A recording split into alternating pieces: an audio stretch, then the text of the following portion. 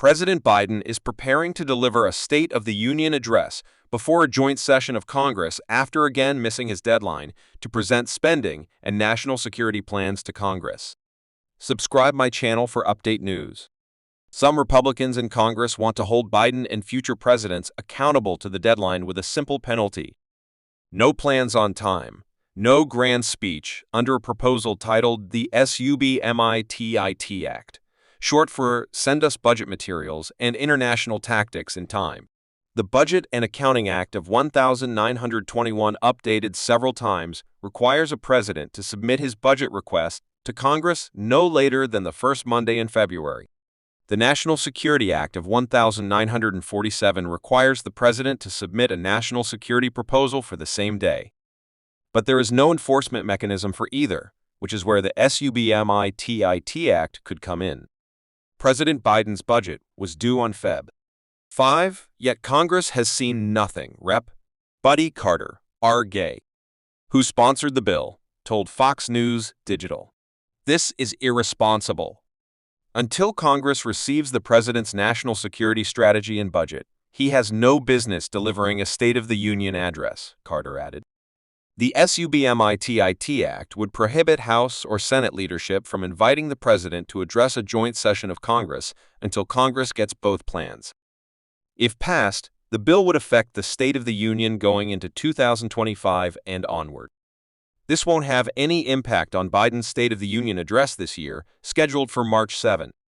Biden's tardiness is not unique, as his 4 immediate predecessors from both parties were also late in getting their plans to Congress, including his likely 2024 Republican opponent Donald Trump.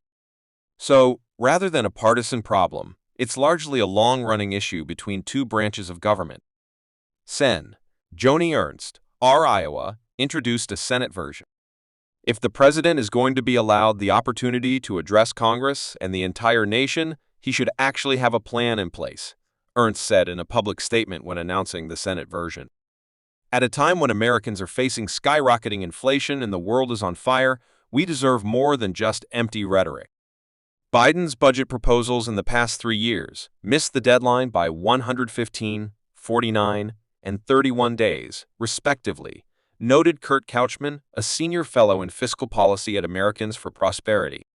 Over the past several decades, presidents' budget and defense proposals have been delayed more and more as missed deadlines have become an ever more common symptom of the breakdown of the budget process, Couchman said in a public statement supporting the legislation. Congress and the American people deserve the opportunity to see and evaluate the president's requests in a timely manner.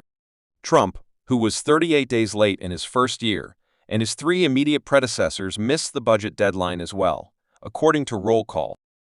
President Barack Obama was late by 98 days in submitting his first budget proposal in 2009, according to a Congressional Research Service report.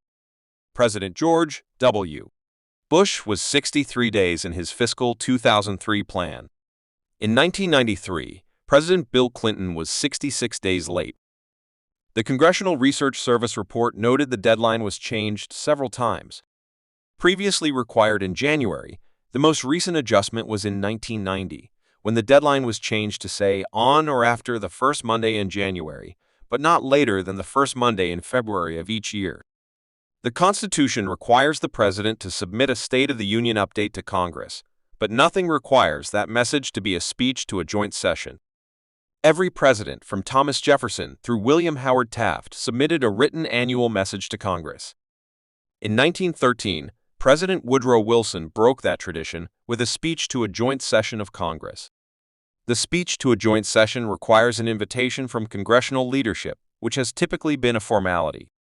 But in 2019, House Speaker Nancy Pelosi, D. Calif, threatened to withhold an invitation Trump to speak until the partial government shutdown ended.